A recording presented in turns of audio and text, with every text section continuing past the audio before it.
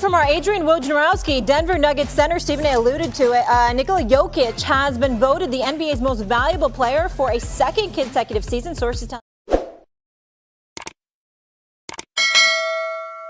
Morning, everybody. Breaking news. This just in from our Adrian Wojnarowski. Denver Nuggets center Stephen A. alluded to it. Nikola Jokic has been voted the NBA's most valuable player for a second consecutive season. Sources telling ESPN a formal announcement expected this week. Gentlemen, good to see you. Stephen A., JJ, hi. Wonderful week and wonderful week at Tigers. Wonderful week at Tigers. All right, it's good to see you. This guy. Good to see you. It's hard to get dressed every day.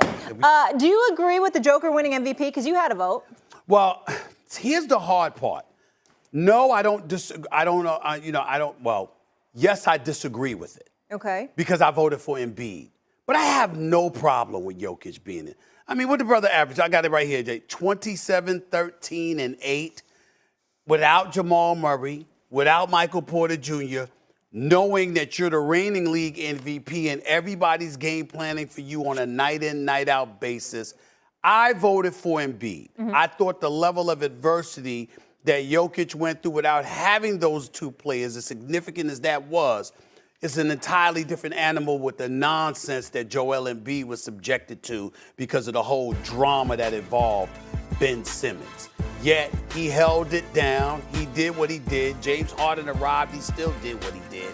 And I think that when you've seen the greatness from a Joel Embiid the way that we have this year, I was just of the mindset that he deserved the league MVP. But I can't sneeze at Jokic because it was a nip and tuck race. It was very close, JJ. I really can't have a problem with that. I'm just glad that this has been announced and it's over and we can stop debating this because honestly, this season has been probably one of the best MVP races that I can remember, at least over the course of my career in this generation of basketball.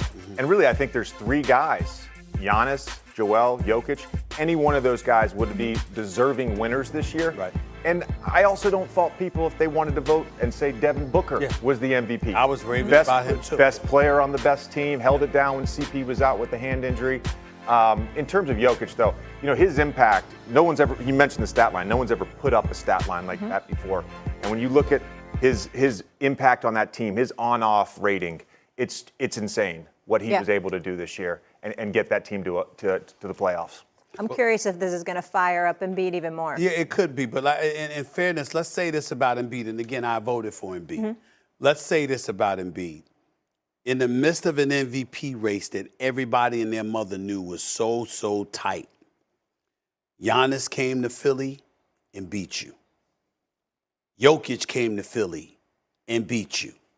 And even though Durant and Kyrie weren't a part of the equation, with all the noise emanating out of the whole James Harden trade from Brooklyn to Philadelphia, they came to Philly and annihilated you.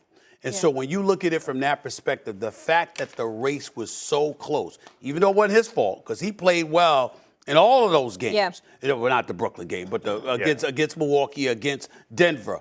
The bottom line is those are the kind of moments that can cost you a trophy like the MVP. You know who didn't come to Philly and beat him, masked up in the playoffs? Last hour, and we'll call this breaking news, that Nikola Jokic is going to win the MVP award. It'll be his second consecutive season winning it, and an announcement will be made later this week. That is what Woj is reporting. Embiid has campaigned openly for it. Almost everyone I've asked, including you, I know, voted for Embiid. What is your reaction to the news Jokic is going to win? A couple of things. Let's not put misnomers out there. As miserable as he will be, there's nothing that South Beach can cure. South Beach can cure anything. So let's get that out the way. That's number one. It's very important to say. Number two, yes, I voted for Embiid, but we can't sneeze at Jokic getting the MVP because he was right there. It was a nip and tuck battle.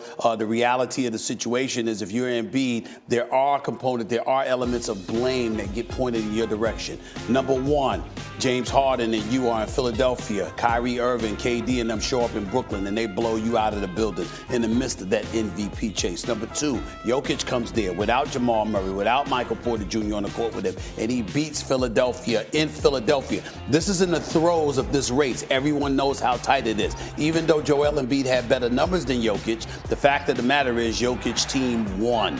And so when you look at it from that perspective, you got to take into consideration that although Joel Embiid, in my estimation, deserved it because of the season that he's had, combined with the whole drama that Ben Simmons brought to the equation, refusing to play, he held this franchise on its back. He deserves MVP as far as I'm concerned, but we can't look at Nikola Jokic and say he didn't deserve it. He had a phenomenal season. He played lights out. He was a reigning league MVP that everybody game planned for and still showed up and reminded everybody why the hell he was the MVP last year. So again, I voted for Joel Embiid, but I'm not going to look at this and snub my nose at this. Nikola Jokic is a worthy MVP, and I can't dismiss that. It's one of the complicated things about the way they announce this, because right this minute, it feels so different than it felt at the time that we all cast our ballots. It's a regular season award that has to be remembered. Yes. Okay, next story that we need your take on, the weekend, and we got the knee injury now with Ja Morant. We had these games together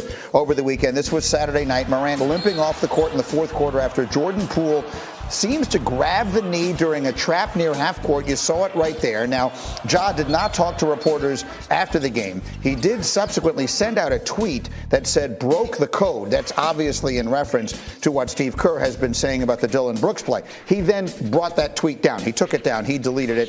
He is listed as doubtful for the game tonight. So, do you think that was a dirty play? No, I do not. That's number one. Number two, the taking down of the tweets. Can we stop it? Ladies and gentlemen, once the tweet is out there, it's out there. You can delete it all you want to, but everybody else got it. So why even waste your energy? All right, that's number two. Number three, listen, it's gamesmanship going on here. They're upset that Dillon Brooks got suspended for game 3. Mm-hmm. That's what they're upset about. But look at Dillon Brooks' play.